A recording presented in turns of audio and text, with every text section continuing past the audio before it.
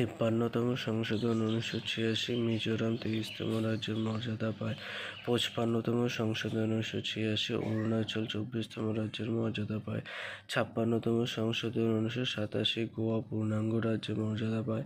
58তম সংশোধন 1987 সংবিধানে হিন্দি সংস্করণ করা হয়। 59তম সংবিধান সংশোধন 1988 was intended to impose emergency in Punjab on the grounds that India's integrity was threatened by internal disturbance. 61তম সংশোধন 1959 সালে ভোটাধিকার বয়স 21 থেকে কমিয়ে 18 করা হয়। এটা 61তম সংবিধান সংশোধনে। 62তম সংবিধান সংশোধন 1989 সাল। 63তম সংবিধান সংশোধন 1990 সাল।